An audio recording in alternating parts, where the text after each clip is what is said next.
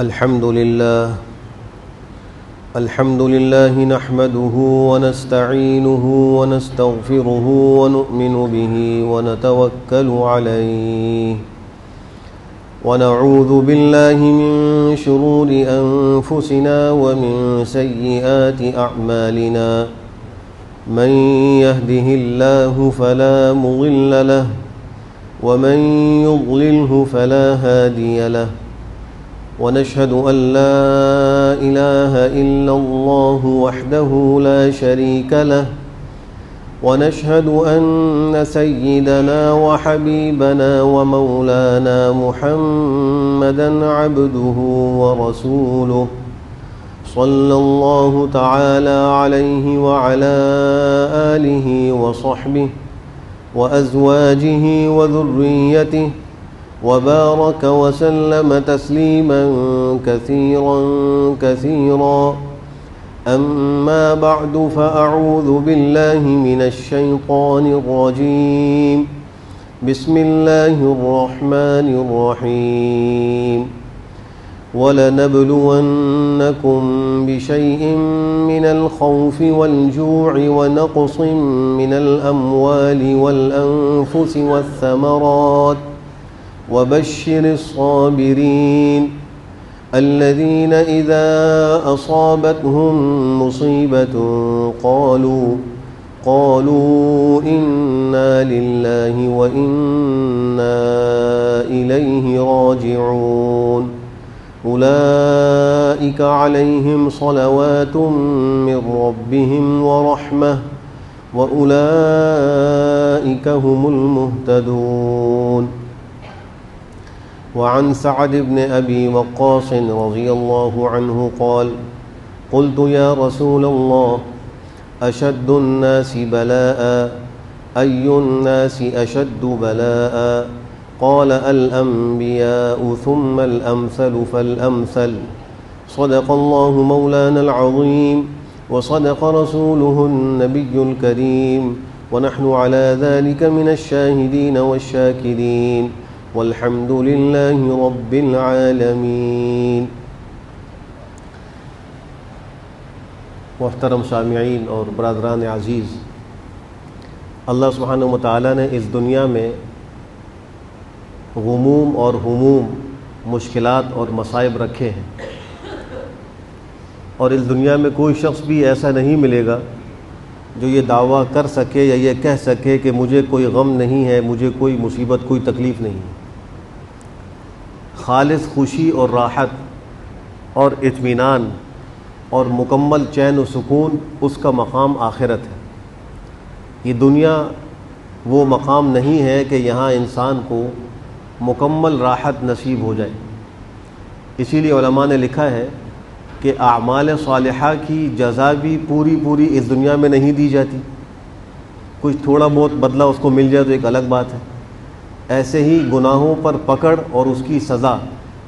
یہ بھی پوری اس دنیا میں نہیں دی جاتی، بلکہ اس کا مقام آخرت ہے۔ پھر اس دنیا میں اللہ سبحانہ وتعالیٰ نے یہ جو مصائب رکھے ہیں، پریشانیاں رکھی ہیں، اس کی دو قسمیں ہیں۔ ایک قسم کی پریشانیاں اور مصائب اور تکلیفیں، غم اور ہم وہ ہیں کہ جو اللہ کا عذاب ہے، اس کا قہر ہے، اس کی پکڑ ہے، اللہ کا غضب ہے۔ اور دوسری قسم کے مصائب اور پریشانیاں اور غم وہ ہیں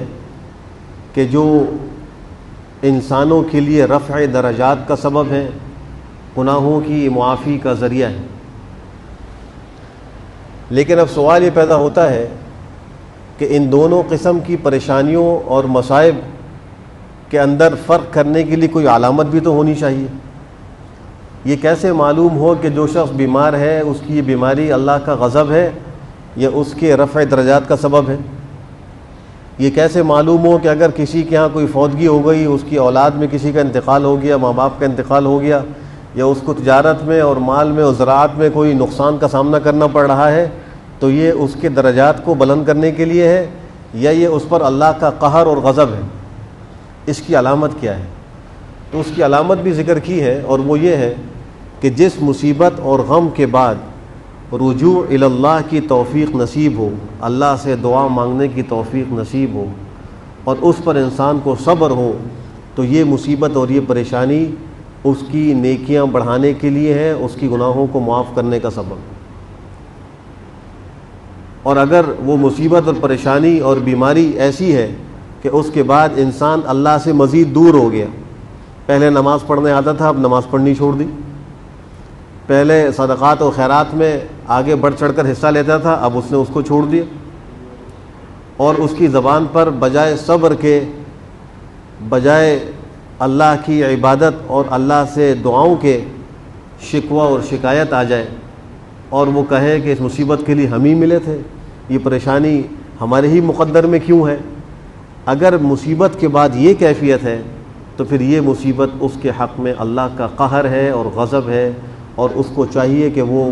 توبہ کرے، استغفار کرے اور رجوع اللہ کرے۔ اس لیے کہ اس دنیا میں اللہ گناہوں کی کبھی کبھی کچھ سزا دیتے ہیں۔ سورہ الف لام میم سجدہ میں اللہ سبحانہ و تعالیٰ کا ارشاد ہے وَلَنُذِيقَنَّهُم مِّنَ الْعَذَابِ الْأَدْنَىٰ دُونَ الْعَذَابِ الْأَكْبَرِ لَعَلَّهُمْ يَرْجِعُونَ، ہم ان کو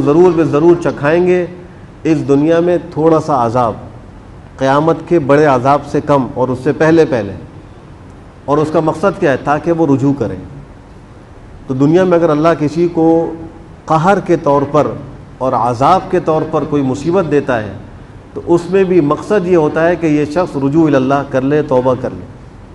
جیسے ایک اور مقام میں فرمایا کہ ظہر الفساد فی البر والبحر بما کسبت ایدی الناس لیذیقہم بعض الذی عملوا لعلہم یرجعون، خشکی اور تری کے اندر، سمندر اور بحر کے اندر فساد رونما ہو گئے، ظاہر ہو گئے، اور اس کا سبب کیا ہے؟ بما کسبت ایدی الناس، لوگوں کے اعمال بد ہیں۔ اور مقصد کیا ہے؟ ایسا کیوں ہوا ہے؟ لیذیقہم بعض الذی عملوا، تاکہ اللہ ان کو بعض گناہوں کی سزا چکھائے، تاکہ اللہ ان کو مزہ چکھائے، تم گناہ کرتے ہو ذرا مزہ چکھو، لعلہم یرجعون، تاکہ وہ رجوع کر لیں، لوٹ آئے، توبہ کر لیں،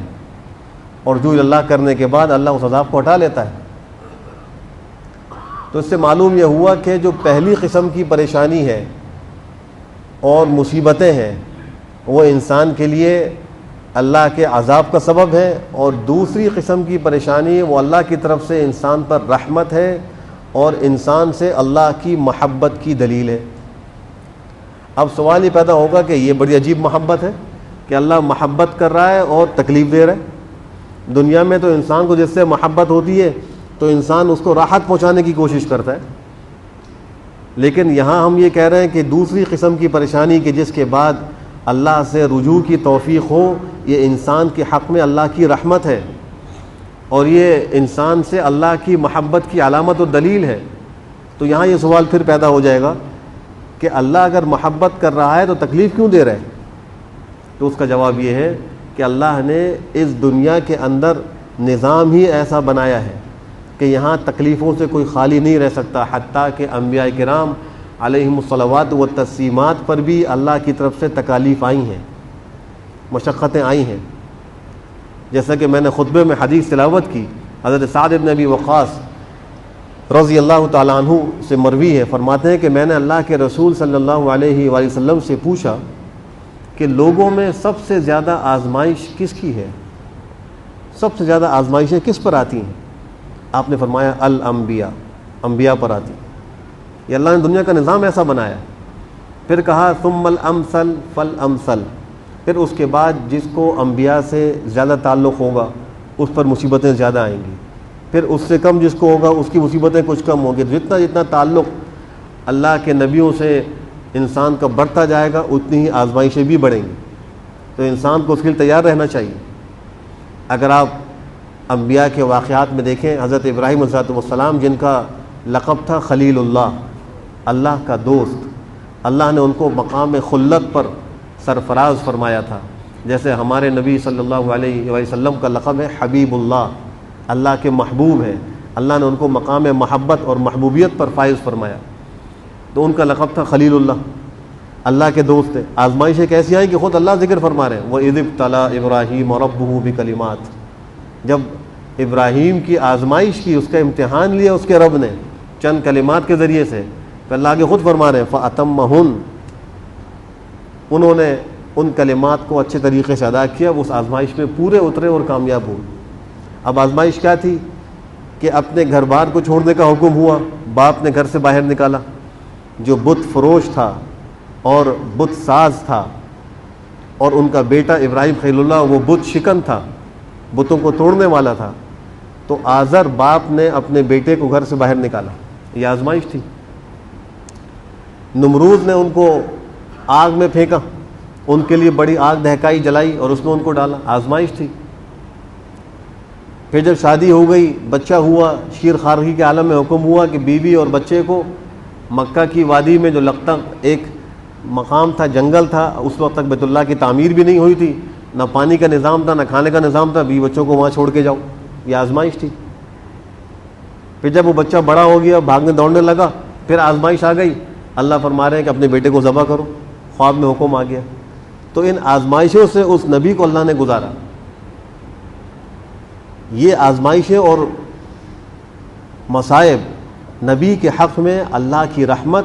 اور اللہ سے محبت کی علامت ہے کہ وہ نبی اللہ سے مزید رجوع کرتا ہے اور آگے بڑھتا ہے۔ حضرت ایوب علیہ السلام، جن کا صبر بڑا مشہور ہے، اور بائبل کے اندر ایک صحیفہ ہے، صحیفہ ایوبی، ان کے اندر حضرت ایوب علیہ السلام اور ابلیس شیطان کا ایک مناظرہ لکھا ہوا ہے کہ جب اللہ نے ان کو آزمایا، ایک تکلیف دے کر، ایک بیماری دے کر ان کی آزمائش ہوئی، تو شیطان نے آ کر کہا کہ تم پر یہ آزمائش اس لیے آئی ہے کہ اللہ تم سے ناراض ہے اور یہ تم پر اللہ کا عذاب ہے۔ تو حضرت ایوب علیہ السلام نے فرمایا کہ یہ اللہ کا عذاب نہیں ہے مجھ پر، اللہ مجھ سے ناراض نہیں ہے، اس لیے کہ اگر اللہ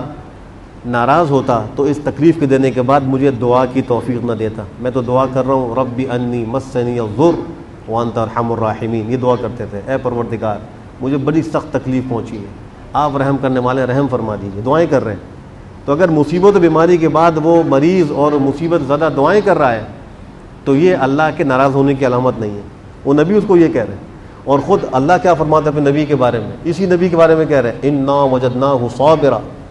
ہم نے ان کو بڑا صبر کرنے والا پایا۔ اللہ فرما رہے ہیں، تعریف کر رہے ہیں، پھر فرمائے نعم العبد، کتنا اچھا بندہ ہے میرا ایوب، کتنا خوبصورت بندہ ہے، انہ اواب، کتنا زیادہ رجوع کرنے والا ہے، کتنا زیادہ مجھے پکارنے والا ہے۔ اللہ آزمائش دے کر اپنے نبی اور اپنے اس بندے کی تعریف کر رہا ہے، انا وجدناہ صابرا نعم العبد انہ اواب، کہ وہ بے شک بہت زیادہ اللہ سے رجوع کرنے والے تھے۔ پھر ہمارے نبی صلی اللہ علیہ وسلم کو آپ دیکھیے، ان پر کتنی آزمائشیں آئیں، مشرکین مکہ نے کتنا ستایا، بالآخر آپ کو ہجرت پر مجبور کیا۔ یہ جو سفر کا مہینہ ہے، اسی سفر کے مہینے میں آپ نے ہجرت فرمائی، سفر کے آخر میں آپ کی ہجرت شروع ہوئی تھی۔ 3 دن غار ثور میں آپ محصور رہے، روپوش رہے، پھر وہاں سے نکلے اور کئی دن کے سفر کے بعد مدینہ منورہ پہنچے، یہ آزمائش تھی۔ اور پھر آپ کے سامنے آپ کی نرینہ اولاد نے دم توڑا، آپ کی گود میں آپ کے بیٹے کا دم نکل رہا ہے اور آپ کی آنکھوں سے آنسو نکل رہے ہیں، فرما رہے انا بفراقک یا ابراہیم لمحزونون، اے ابراہیم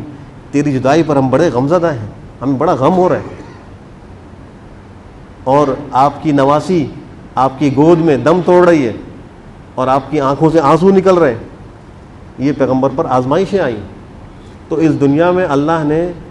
کسی کو غموں اور آزمائش سے مستثنا قرار نہیں دیا، سب پر مصائب آئے۔ لکھا ہے کہ ایک شخص کی ملاقات ہوئی حضرت خضر علیہ السلام سے، تو اس شخص نے ان سے کہا کہ آپ میری دعا کر دیں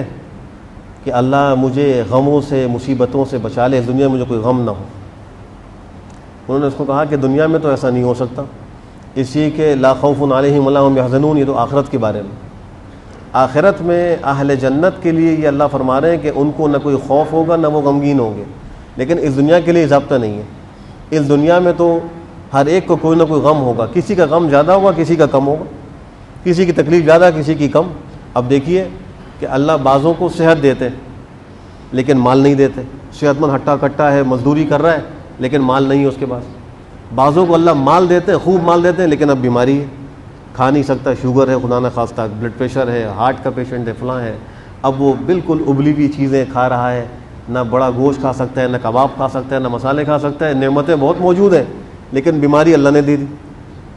کبھی ایسا ہوتا ہے کہ اللہ گھر کے اندر اس کو سکون دیتا ہے کہ بیوی موافق، بچے موافق، لیکن معاشی تنگی میں مبتلا کر دیتا ہے، معاش کمزور ہے۔ کسی کو اللہ معاش میں بڑی برکت دیتا ہے لیکن گھر کے اندر ناموافقت چل رہی ہے، بیوی سے نہیں بن رہی، اولاد نافرمان ہے، یا اولاد پر بیماری آ گئی، یا خدا نہ خواستہ اموات واقع ہو گئیں۔ تو اس دنیا میں اللہ کا نظام ایسے ہی چل رہا ہے، سب کو اللہ آزما رہا ہوتا ہے۔ تو حضرت خضر نے اس کو کہا کہ اس دنیا میں کوئی بھی بے غم نہیں ہے، سب کو غم ہے، البتہ تم ایسا کرو، دنیا میں پھر کر تم دیکھو، تمہیں جو شخص سب سے زیادہ تمہاری نگاہ میں بے غم نظر آئے یا اس کو کم غم ہو، کم تکلیفیں ہوں، تم مجھے بتانا کہ مجھے اس جیسا بنوا دو، میں دعا کر دوں گا۔ یہ شخص بڑا خوش ہوا، اب چلا گیا، دنیا میں پھرنے لگا، ایک مالدار کو دیکھتا، سرمایہ دار کو دیکھتا، کہتا کہ اچھا یہ تو بڑا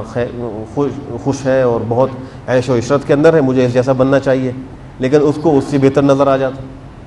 اس سے بڑھ کر مالدار نظر آ جاتا، اس کو دیکھتا پھر آگے چل پڑتا، کرتے کرتے آخر ایک زرگر جو سونار تھا وہاں تک پہنچا۔ اس نے دیکھا یہ بہت بڑا سونار ہے، اس کی دکان سونے سے بالکل آراستہ اور پیراستہ ہے، بڑا شاندار محل ہے، نوکر چاکر ہیں، آگے پیچھے لوگ ہیں، یہ تو بڑا کامیاب آدمی ہے، اس کو کوئی غم نہیں۔ تو اس شخص نے دل میں سوچا کہ بس میں جب دوبارہ ملاقات ہوگی حضرت خضر سے یہ کہوں گا کہ مجھے اس سونار کی طرح بنا دو، اس زرگر کی طرح بنا دو۔ پھر دل میں خیال آیا کہ اس سے پوچھ تو لوں، میں تو سمجھ رہا ہوں کہ یہ بہت خوش ہے اور اس کو کوئی غم نہیں ہے، میں اس سے پوچھوں تو صحیح۔ تو وہ شخص اس کے پاس چلا گیا اور جا کر کہنے لگا کہ مجھے ذرا یہ بتلائیے کہ آپ کو اللہ نے اتنا کچھ دیا ہے، آپ خوش ہیں کہ میں بھی آپ جیسا بن جاؤں؟ اس نے اس کو خلوت میں بلا لیا اور بلا کر کہا کہ یہ میرے ظاہری اسباب کو دیکھ کر خوش نہ ہو، جتنا میں غمزدہ ہوں اس دنیا میں کوئی غمزدہ نہیں ہوگا۔ میری بیوی جو ہے وہ فاجرہ اور فاسقہ ہے، تمہیں جو یہ میری اولاد نظر آ رہی ہے نا، خوبصورت نوجوان، یہ میری اولاد نہیں ہے، یہ کسی اور کی اولاد ہے، میں کچھ کر نہیں سکتا، مجبور ہوں۔ جتنا غم مجھے ہے کہ میں ان بچوں کو دیکھ کر جس غم میں اور کرب میں مبتلا ہوں، تمہیں اس کا اندازہ نہیں ہے۔ تو یہ شخص پھر اس کی آنکھیں کھلی۔ اب جب اس کی دوبارہ ملاقات ہوئی حضرت خضر سے تو کہا مجھے دنیا میں کوئی شخص ملا ہی نہیں جس کو کوئی غم نہ ہو، جس کو دیکھو کوئی نہ کوئی غم۔ ہم خود آزما کے دیکھ لیں، آپ جس کسی سے ملیں، تھوڑی سی آپ کی بے تکلفی ہو اور اس کے اندر کے احوال معلوم ہو تو وہ آپ کو سینکڑوں غم گنوا دے گا۔ بظاہر دیکھنے میں بڑا عہدہ ہے، بڑے اختیار ہیں، بڑا مال ہے، لیکن اندرون خانہ وہ کتنے غموں میں مبتلا ہے اللہ ہی بہتر جانتا ہے۔ تو حضرت خضر نے اس کو کہا تم کو میں پہلے کہہ رہا تھا اس دنیا میں تم کو ایسا کوئی نہیں ملے گا، البتہ تمہارے لیے میں عافیت کی دعا کرتا ہوں، اللہ اس کو عافیت دے۔ عافیت بڑی چیز ہے، اللہ سے دعاؤں میں مانگ رہی اللہ ہمیں عافیت نصیب فرمائے، دارین کی عافیت دے دے۔ اور خود پیغمبر نے کو فرمایا صلی اللہ العافیہ، اللہ سے عافیت کا سوال کرو، اور عافیت کی دعا ایسی جامع دعا ہے، دنیا آخرت کی جملہ نعمتوں کو یہ شامل ہے۔ اگر ایک شخص صرف یہ دعا مانگے اللہ مجھے عافیت دے دے مجھے، اور کچھ نہ مانگے، مال دولت صحت عافیت کے علاوہ جتنی چیزیں ہیں کچھ بھی نہ مانگے، صرف عافیت مانگے، اس کو سب کچھ ملے گا۔ یہ ایسی جامع دعا ہے۔ خود آپ نے فرمایا اللہم انا نسألک العفو والعافیہ والمعافاة الدائمہ فی الدین والدنیا والآخرہ والفوز بالجنۃ والنجاۃ من النار۔ پیغمبر کی بڑی خوبصورت دعائیں ہیں، ان کو یاد کرنا چاہیے، مانگنا چاہیے۔ یہ جو تکالیف انسان پر آتی ہیں اس کو اگر ہم مثال سے سمجھنا چاہیں تو یوں سمجھ لیجئے کہ اگر کسی شخص کو خدا نہ خواستہ کوئی پھوڑا نکل آئے، کوئی پھنسی، کوئی دانہ نکل آئے اور وہ بگڑ جائے، دوا دارو سے وہ صحیح نہ ہو اور اس میں پس پڑ رہی ہو، پانی پڑنے لگے، ڈاکٹر کہیں کہ اب اس کا علاج آپریشن ہے کہ اس کو کاٹ کر اس کا مواد نکالا جائے ورنہ یہ آپ کے لیے ناسور بن جائے گا، تو وہ مریض جو ایک تکلیف میں ہے وہ بڑی خوشی سے منت سماجت کر کر ڈاکٹر کو کہے گا جلدی میرا آپریشن کر دے، اور اس کی لاکھوں روپے خرچ کرے گا، اور اس آپریشن کے بعد ڈاکٹر کو اپنا محسن سمجھے گا کہ میرا بڑا محسن ہے کہ اس نے مجھے اس تکلیف سے بچا لیا۔ اگر یہ آپریشن نہ کرتا، حالانکہ اس کو یہ بھی معلوم ہے کہ آپریشن میں کٹ لگے گا اور اس میں تکلیف ہوگی، خون بہے گا، اور اس آپریشن کے بعد بہت سی جو ہے احتیاطیں بھی کرنی ہوں گی، لیکن وہ سب ان تکلیفوں کو برداشت کر رہا ہے کہ وہ عارضی ہوگی، چند دن میں بالکل ٹھیک ہو جاؤں گا، اس کے بعد یہ تکلیفیں ختم ہو جائیں گی۔ تو جو دوسری قسم کی پریشانی ہے اس کی بالکل یہی مثال ہے کہ اللہ جو انسان پر پریشانی ڈالتا ہے اور پھر اس کو صبر کی توفیق دیتا ہے اور پھر وہ دعائیں کرتا ہے، اس کا رضو اللہ بڑھتا ہے، تو بظاہر دنیا کی تکلیفیں یہ عارضی ہیں، دنیا بھی عارضی، اس کی تکلیفیں بھی عارضی، یہ ختم ہو جائیں گی۔ اس کو یہی سوچ کر صبر مل جاتا ہے کہ چلو دنیا ہے گزر جائے گی، آخرت میں تو نعمتیں ہی نعمت ہے۔ تو بالکل یہی مثال اس پر منطبق کر لیجئے۔ تو جن پر اللہ نے ذن مصائب ڈالے ہیں مایوس نہ ہوں۔ آج پورے ملک میں ایک سیلاب کی مصیبت ہے،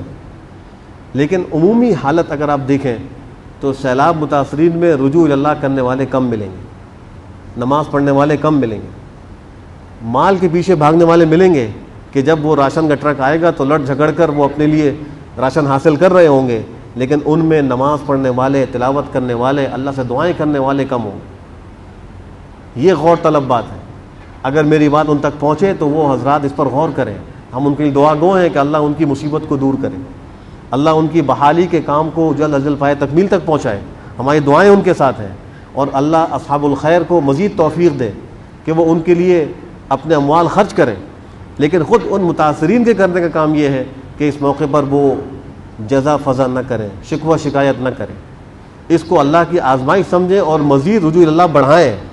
دعائیں زیادہ کریں۔ اللہ ان کے مکانات بھی بنوا دے گا،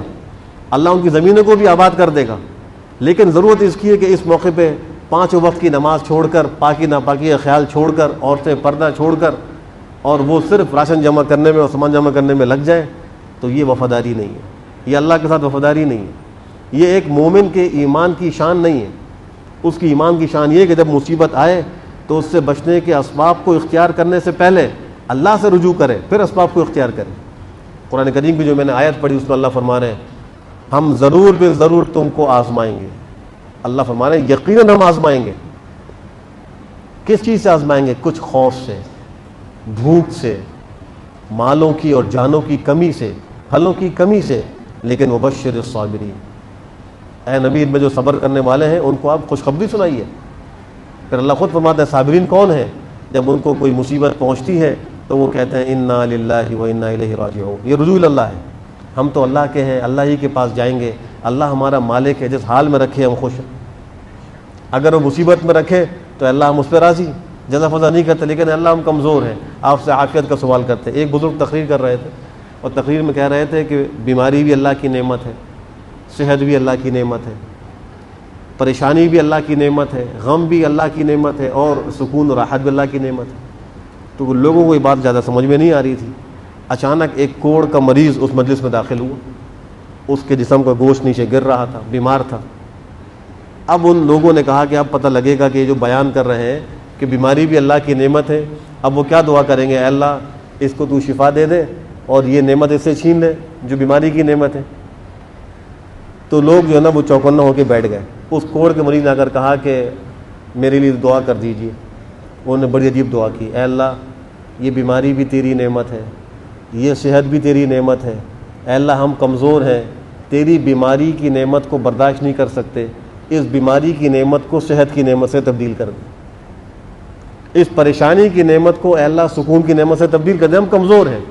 تو کس خوبصورت انداز میں انہوں نے اپنی بات بھی ثابت کر دی، دعا بھی کر لی۔ تو کبھی بھی بیماری مصیبت میں انسان کو اکڑنا نہیں چاہیے۔ ایک بزرگ کا قصہ لکھا ہے، انہوں نے اللہ کی بارگاہ میں یوں عرض کی کہ اللہ مجھے تو بس آپ کی ذات کے سوا کسی سے کوئی سروکار ہی نہیں، مجھے تو مزہ ہی خالی آپ کی ذات سے آتا ہے، اگر آپ آزمانا چاہیں مجھے آزما کے دیکھ لیں۔ یہ خطرناک بات تھی۔ اللہ سے کبھی آزمائش کا سوال نہیں کرنا چاہیے، اے اللہ ہمیں آزما لیں، یہ بہت ہی غلط بات ہے، یہ بہت ہی اللہ کی شان میں یہ ایک گستاخی کے زمرے میں آتا ہے۔ ان کے منہ سے نکل گیا اللہ آپ آزمانا چاہیں تو آزما لیں۔ اللہ نے ان کا پیشاب بند کر دیا۔ اب مثانے میں پیشاب جمع ہو رہا ہے لیکن نکلنے کی صورت کوئی نہیں۔ چند دن کے اندر وہ حال ہوا۔ اب انہوں نے بچوں سے کہا، جن بچوں کو وہ پڑھاتے تھے، ادعوا لعمکم الکذاب، اپنے جھوٹے چچا کے لیے اللہ سے دعا کرو، میں جھوٹا ہوں، میں نے اللہ سے جھوٹ کہا کہ اللہ آپ کی ذات کے سوا مجھے کسی چیز میں کوئی مزہ نہیں ہے، آپ مجھے آزما لیں، میں اس میں جھوٹا ہوں۔ اب میری ساری توجہ اسی طرف ہے کہ کس طرح میرے مثانے سے یہ پیشاب خارج ہو جائے۔ یہ کتنی بڑی نعمت ہے کہ ہم پانی پیتے ہیں اور وہ بآسانی خارج ہو جاتا ہے. اگر کسی کا وہ رک جائے, اللہ سب کی حفاظت فرمائے, تو اس تکلیف انداز اس مریض سے پوچھا جائے کہ کس تکلیف میں وہ ہوتا ہے, وہ سمجھتا ہے دنیا کا سب سے زیادہ مصیبت زدہ میں ہی ہوں.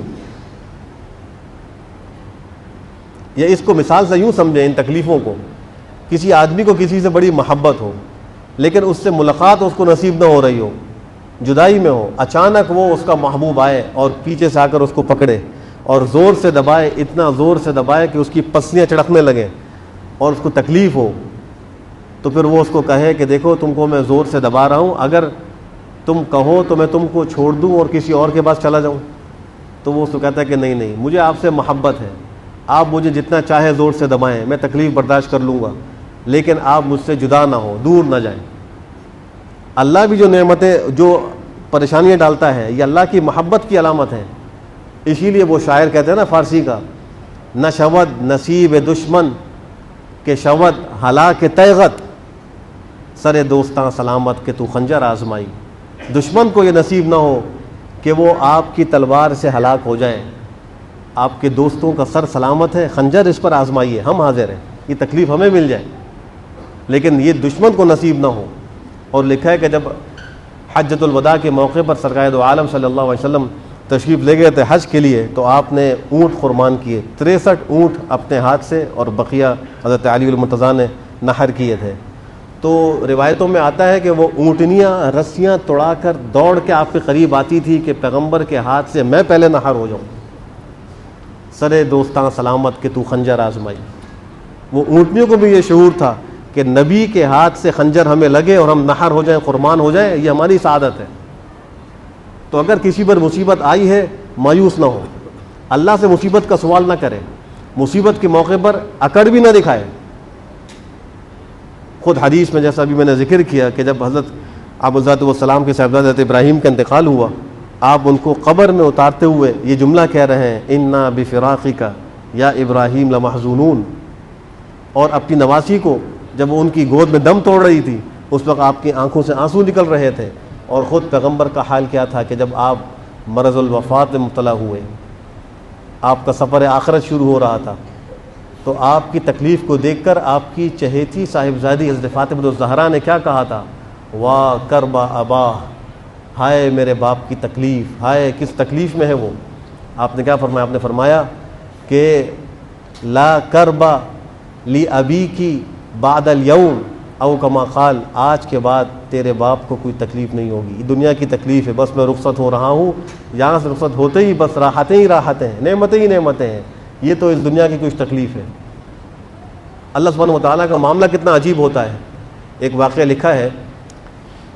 کہ ایک مسلمان کا انتقال ہونے لگا, ایک یہودی کا انتقال ہونے لگا. یہودی کے دل میں خواہش پیدا کر دی اللہ نے مچھلی کھانے کی, اور وہاں مچھلی ملتی نہیں تھی.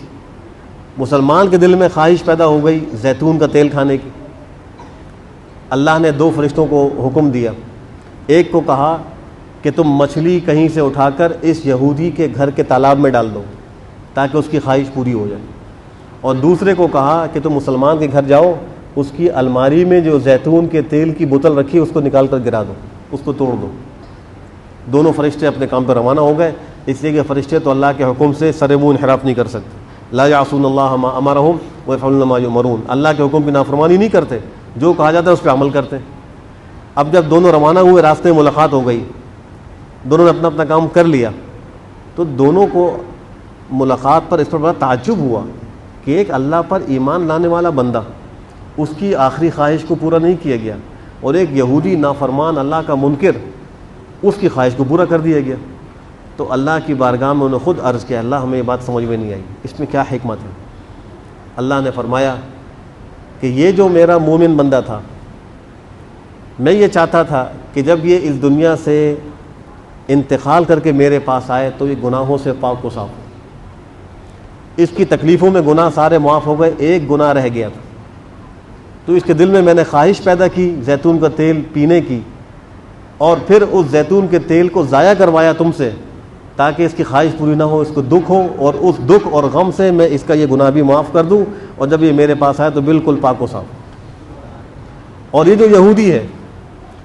یہ تو نافرمان ہے, مسلمان نہیں ہے,